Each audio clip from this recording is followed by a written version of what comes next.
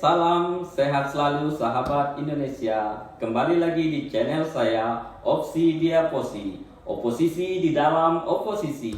Baiklah sahabat Indonesia, dukung terus channel saya dengan cara subscribe, nyalain lonceng, like, share, and comment. Baiklah sahabat Indonesia, di kesempatan video saya yang ke-6 ini, saya ingin mengangkat tema tentang desa, khususnya di desa-desa Kecamatan Serawai, lokasi tempat saya berada. Di topik kali ini, dalam obrolan santai kita, saya ingin mengangkat tema desa ini, bagaimana desa itu bisa berkembang secara mandiri, seperti desa-desa yang ada di Indonesia yang sudah punya pendapatan desa sendiri sehingga masyarakatnya bisa sejahtera. Nah, sahabat Indonesia, sebelum masuk kepada topik pembahasan video hari ini dalam obrolan santai kita, saya ingin mengajak sahabat Indonesia untuk melihat aktivitas masyarakat di Desa Nangan Serawai. Sebelumnya, mari kita lihat cuplikan videonya.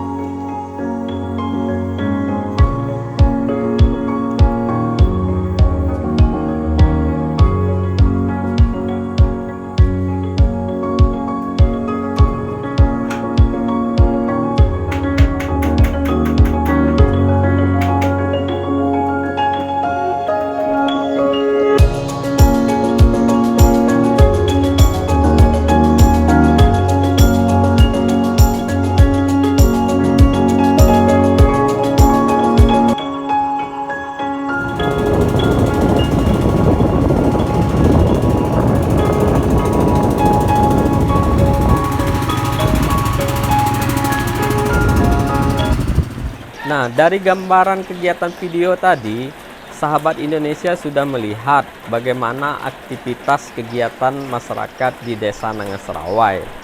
Dari beberapa kegiatan aktivitas masyarakat itu, ada aktivitas-aktivitas masyarakat yang menerobos daripada aturan-aturan yang sudah dibuat oleh pemerintah. Pada dasarnya, aturan-aturan itu diterobos oleh masyarakat adalah sebagai bentuk pemenuhan kebutuhan hidup hari-hari mereka. Disinilah titik awal dari permasalahan ini. Bagaimana kesenjangan sosial terjadi, kesejahteraan masyarakat tidak terjamin. Nah, dalam lingkup kecil ini, contohnya desa harus bisa mengupayakan. Kita tahu bahwa secara umum, secara rata-rata masyarakat desa kita adalah masyarakat yang keterbatasan ide atau keterbatasan skill untuk mereka bisa tumbuh berkembang menjadi sejahtera, dan mereka hanya tahu bagaimana melakoni pekerjaan itu untuk mereka bisa bertahan hidup, ya harus dengan menerobos aturan tersebut. Meski dengan demikian, mereka itu tahu, namun jalannya tidak ada jalan lain, sehingga mereka harus lakukan itu. Jadi pada hal di sini, kita mau salahkan siapa? Kita mau salahkan masyarakat? Nggak mungkin. Kita mau salahkan pemerintah? Juga tidak mungkin, karena ada sebuah aturan itu dibuat memang untuk tujuan agar stabilitas di lingkungan itu bisa terjaga. Dengan tujuan aturan itu jangan sampai ada menguntungkan pihak-pihak tertentu atau merugikan pihak-pihak tertentu. Nah, kenapa berlakunya aturan-aturan yang diterbitkan oleh pemerintah? Pada prinsipnya seperti itu. Namun, dalam hal ini, masyarakat juga bisa tumbuh berkembang. Dengan keterbatasan mereka itu, mereka bisa tumbuh berkembang menjadi sejahtera. Ini sebenarnya jadi harapan masyarakat, gitu kan. Jadi, saya konsepkan di sini, saya mau hadirkan produk desa yang jadi penunjangnya, bagaimana menjembatani itu, ya walaupun dalam konsep kita tahu keterbatasan masyarakat sementara ini, keterbatasan masyarakat melaksanakan aktivitasnya dalam pekerjaan-pekerjaan yang menerobos daripada aturan, tapi sebuah desa dia mampu untuk mengorganisirkan kegiatan masyarakat itu dengan baik. Jadi konsep awalnya ini di situ. Bagaimana cara mengorganisir kegiatan masyarakat itu dengan baik? Yaitu sebuah jalan awal yang kita buka, yang kita rintis, terutama pada orang-orang yang mendedikasikan dirinya di dalam struktur keperangkatan desa. Mereka ini adalah orang yang menjadi peranan penting, terutama seseorang yang selaku menjadi pemimpin di desa. Nah, orang inilah yang mengorganisir semua kegiatan masyarakat agar masyarakatnya bisa tumbuh menjadi masyarakat yang sejahtera. Bagaimana terapan awalnya?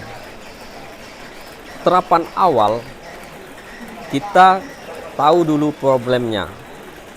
Problem yang pertama, bahwa masyarakat kita sudah punya paradigma tentang kekuasaan. Mereka punya cara pandang sendiri menilai kekuasaan yang selama ini dilakoni dalam konteks politik. Ya, saya sebut dalam lingkup kecil yaitu desa. Bagaimana seseorang yang ambisius mengejar untuk bisa jadi seorang pemimpin di desa, melakoni praktek politik, melakoni muatan-muatan politik demi sebuah kepentingan, itu yang terjadi.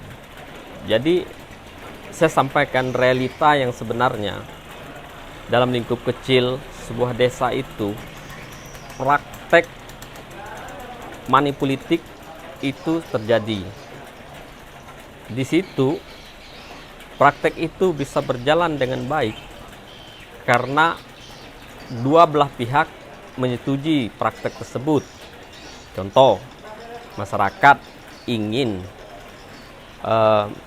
menyukseskan pesta demokrasi, datang memilih calon pemimpinnya, harus ada imbalan uang untuk pengganti hari kerja.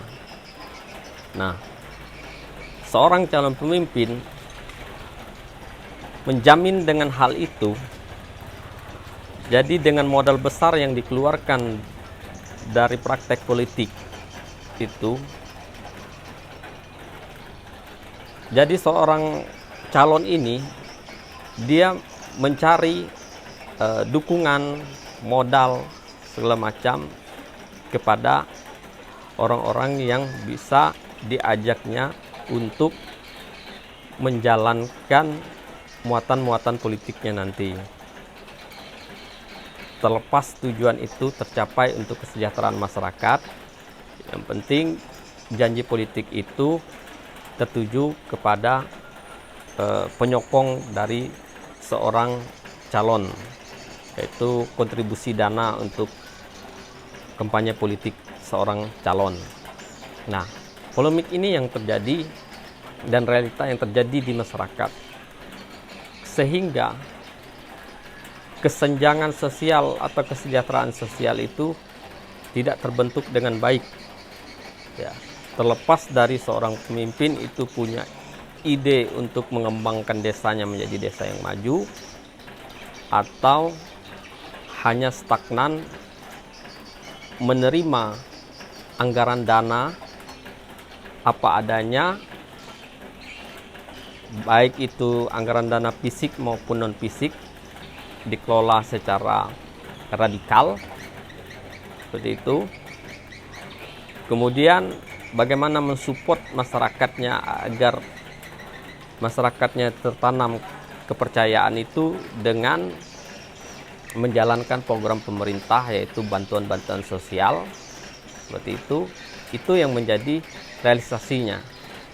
Tapi pada prinsipnya masyarakat dari dulu sampai sekarang kondisi perekonomiannya masih stagnan tanpa ada perubahan, dan desa juga keadaannya seperti itu tanpa ada pengembangan lebih baik. Nah, saya memulai bagaimana tahapan awal pembangunan politik yang baik di lingkup desa. Seseorang yang berniat ingin mendedikasikan dirinya menjadi seorang pemimpin di desa, dia harus mampu keluar daripada muatan-muatan kepentingan politik. Ya. Di dalam hal ini, justru seorang calon pemimpin dia memiliki orang-orang yang mendukung atau mensupportnya dari belakang, dalam arti terbentuknya tim pemenangan. Nah, awal inilah yang dibangun, bagaimana seseorang calon pemimpin ingin mendedikasikan agar desa itu bisa sejahtera. Jadi dia harus berani keluar daripada muatan-muatan kepentingan politik. Dia harus punya dasar pemikiran sendiri. Dasar pemikiran yang dibangun untuk sebuah lingkup desa kecil, kita bisa mengelolanya berdasarkan pasal 33 di ayat 3 dan ayat 4 itu bisa digunakan sebagai misi kesejahteraan desa. Membicarakan tentang bumi dan air sebagai kekayaan alam yang dikelolakan oleh negara. Nah, yang dikelolakan oleh negara ini dalam lingkup kecil, desa juga termasuk di dalam hal tersebut, mengelola kekayaan alam di desanya. Dengan itu, jadi apapun aktivitas dari masyarakat, desa mengorganisirkan itu dengan baik sebagai momentum untuk membangun kesejahteraan. Nah, jadi bagaimana kita bisa keluar dari muatan-muatan kepentingan politik itu? Kita selaku seorang calon pemimpin, padahal itu muatan-muatan kepentingan politik itu memang sudah menjadi praktik-praktik biasa di dalam lingkup masyarakat, gitu kan. Jadi kita tahu problem yang sebenarnya terjadi, dan saya melihat sendiri bahwa masyarakat itu sendiri, mereka mampu menciptakan sebuah konspirasi di dalam pesta demokrasi sebagai pencapaian tujuan mereka. Nah, dalam hal itu, tujuan konspirasi yang mereka lakukan agar proses masuknya money politik itu bisa lebih besar dan masyarakat bisa menikmati permainan money politik itu. Jadi masyarakat itu, saya melihat pada masa pesta demokrasi itu, masyarakat itu bisa melakukan sebuah cipta kondisi bagaimana konspirasi yang mereka bangun itu terhadap setiap calon pemimpin. Mereka bisa bangun sebuah keyakinan sehingga endingnya nanti itu akan membuat kekecewaan bagi calon pemimpin.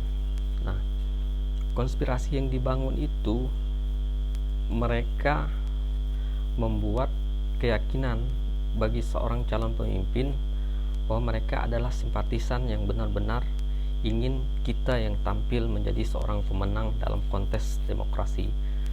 Seperti itu. Jadi saya melihat kepiawaian itu yang sudah dilakoni oleh masyarakat. Kenapa kepiawaian itu sampai terjadi? Itu atas sebab bahwa ada sebuah ketidakyakinan masyarakat kepada sebuah kekuasaan yang selama ini terjadi di lingkungan mereka, bahwa mereka tidak memikirkan produk yang dihadirkan menjadi seorang pemimpin itu, apakah pemimpin itu menjadi sebuah pemimpin yang baik atau tidak ke depannya. Mereka tidak memikirkan itu. Tapi begitu seorang pemimpin itu terpilih dalam pelaksanaan kerja politiknya, nah, terjadi sebuah polemik atau kesenjangan yang terjadi di lingkungan masyarakat, seorang pemimpin akan menjadi sorotan permasalahan itu. Nah, permasalahan yang kompleks itu semuanya akan tertuju kepada seorang pemimpin, bahwa bobroknya atau kegagalan seorang pemimpin dalam menjalankan program politik atau janji-janji politik yang disampaikan pada masa kampanye atau sebelum terpilih pada saat itu. Masyarakat itu sangat paham dan sangat mencium sekali sebuah nilai ambisi kekuasaan dari seorang calon, sehingga mereka memperalat sebuah ambisi kekuasaan itu dari seorang calon pemimpin untuk sebagai ladang duit bagi masyarakat pada momen-momen pesta demokrasi seperti itu. Sehingga seorang calon pemimpin, dia akan habis-habisan melakukan pertempuran itu untuk memperoleh sebuah kemenangan dari dukungan masyarakat dengan melakukan metode manipolitik, sehingga politik yang tercipta di lingkungan masyarakat membutuhkan sebuah dana yang besar. Artinya, seorang pemimpin yang sudah tempuran habis-habisan mengeluarkan anggaran dananya untuk pertarungan politik itu, ketika dia menjabat dan dia terpilih, maka permasalahan akan muncul kembali, sebuah dilema yang akan muncul. Pemimpin tidak akan bisa menerapkan sebuah kesejahteraan bagi masyarakat. Pemimpin akan menciptakan peluang-peluang muatan kepentingan politik kepada relawan-relawan yang sama mensupport seorang calon pemimpin itu secara besar-besaran. Jadi sebuah praktek konspirasi juga yang terbangun di dalam lingkungan agar terciptanya kepentingan atau keuntungan pribadi yang dibangun di situ, sehingga akar permasalahan ini tidak akan pernah terjadi. Di satu sisi masyarakat selalu mendesak bagaimana seorang pemimpin bisa memberikan sebuah kesejahteraan bagi mereka. Namun praktek serangan-serangan yang dilakukan di awal oleh masyarakat terhadap seorang calon pemimpin itu sudah menjadi dendam politik bagi seorang pemimpin, bagaimana dia harus mengembalikan apa yang sudah dikeluarkan. Nah, sahabat Indonesia bertanya-tanya nih, apa poin yang bisa diambil dari video ini? Yang di awal saya sampaikan upaya untuk memberikan kesejahteraan masyarakat desa, kemudian gambaran tentang kegiatan atau aktivitas masyarakat desa, lalu tentang pesta demokrasi, bagaimana bobroknya di lingkungan masyarakat yang setelah tercipta begitu lama. Lalu kita ambil kesimpulan untuk menyelesaikan permasalahan ini. Ya, kita sudah tahu bahwa bagaimana sebuah kesejahteraan itu tercipta kalau masyarakat dan pemimpinnya masih memiliki pemikiran seperti itu. Nah, hal yang di awal yang dilakukan adalah sebagai seorang calon pemimpin di desanya, dia harus pertama dia bangunkan konflik pemikiran dulu di masyarakat. Konflik pemikiran itu kita bangun bahwa kita ingin tahu secara tolak ukur masyarakat itu benar-benar ingin sungguh sejahtera atau bertahan dengan keadaan mereka pada saat ini. Itu yang pertama. Yang kedua, kita bangunkan sebuah rasa keyakinan, kepercayaan di dalam diri masyarakat untuk bersama-sama kita mengembangkan desa ini menjadi sebuah desa yang maju dan berkembang. Nah, jadi awalnya itu dari tahap pesta demokrasi itu harus diciptakan dengan praktik-praktik yang baik, karena akan menghasilkan produk pemimpin yang baik pula. Jadi tugas awal dari seorang calon pemimpin itu, dia harus mampu memberikan sebuah nilai yang benar yang dia tanamkan ke dalam pemikiran masyarakat, membangun kedekatan emosional terhadap masyarakatnya agar benar-benar tahu bahwa masyarakat memang butuh untuk hidup sejahtera atau masyarakat hanya ingin keadaan seperti biasa. Jika masyarakat desa ingin menuju pada taraf sebuah kesejahteraan, maka masyarakat itu sendiri harus mampu bekerja sama yang baik dengan pemerintah desa. Ada 3 materi penting yang bisa dibangun atau menjadi program desa agar desa itu bisa tumbuh menjadi desa yang sejahtera dan desa yang berkembang dengan baik. Poin pertama adalah masyarakat bersungguh-sungguh ingin meninggalkan praktek perjudian dan miras. Materi kedua adalah masyarakat harus bisa membangun pasar desa. Dan materi yang ketiga adalah bagaimana memberdayakan BUMDes. Nah, dari 3 materi itu nanti di sesi selanjutnya akan saya paparkan lebih detail bagaimana 3 metode atau 3 materi itu bisa membangun menjadi desa yang sejahtera. Oke, sahabat Indonesia, sampai di sini dulu video dari saya. Jangan lupa saksikan video saya yang selanjutnya untuk pemaparan daripada 3 materi kesejahteraan desa. Oke, salam satu pemikiran.